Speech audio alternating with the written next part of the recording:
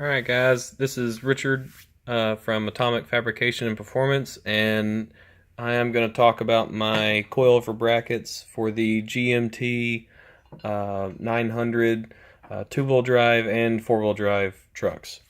So this is a lower control arm, steel one, that came on, I think this is from a 2012, but the 07 through 13 trucks, maybe somewhere in that year, they all came with steel lower control arms. The later ones came with aluminum control arms, which I'll talk about in a second. So basically this is my bracket kit for the GMT 900s. So we can talk about the top one first. So this is the top bracket, obviously. MIG welded and TIG welded for the bolts. 1/4 inch or 3/16 inch steel, depending which part. Gusseted on the side, very strong. Laser cut. And so these bolts I have TIG welded on here. These are stainless bolts that are the factory threads. You can just use the factory nuts on them.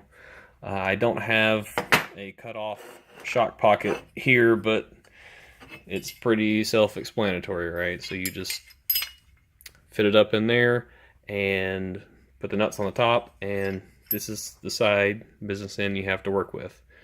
So this is needed because obviously this three bolt deal is not a standard shock mounting for anybody, right? So you're going to take off the factory strut and install a coilover. You need something like this, and this just has the bolts. You can use the eyelet style connector, which is ideal anyway.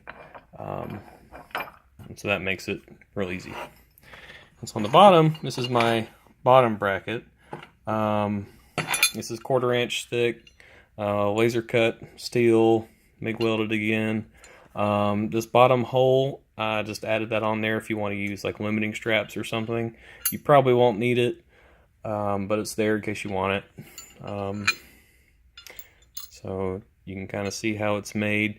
And so two-wheel drive guys don't necessarily need this because you don't have a CV shaft in the way to worry about. So you can, if you really want to, use a T-bar type mount between these two. This is the mounting on the lower control arm. You can use a T-bar bolt there, but four-wheel drive guys absolutely need this. And the reason for that is the CV shaft runs approximately right here. So if you just try to use a T-bar with the CV shaft, then the coil spring is going to hit the shaft. And so you can see on my bracket it's offset, so it moves it over and creates some clearance. And so all my kits come with nice made in USA grade 8 hardware with locking nylon nuts, so you don't have to worry about anything backing out. So this is how easy it is to install. And that's it. So maybe I can hold it still to show you. You can reuse factory hardware on these. That's kind of tricky to do with one hand. You can reuse the factory hardware, but I include my nice hardware with it just to make sure everybody's kosher. So that was it.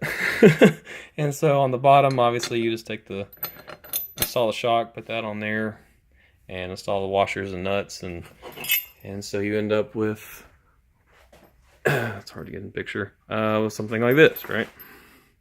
So that's about the best possible mounting for a coilover shock as you can get. Eyelets on both ends, very strong, and these trucks have a ton of room because they're factory strut trucks. Have a ton of room between the lower control arm and the top part.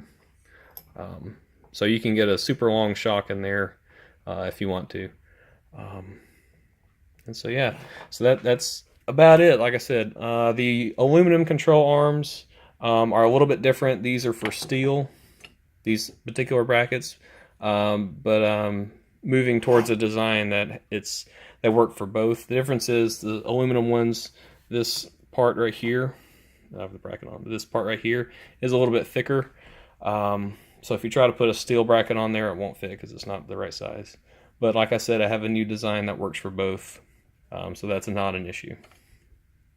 So if you have any questions, you can go to my website here or hit me up on Facebook at this company name, then or shoot me an email or message, and I'll get you taken care of. Thanks.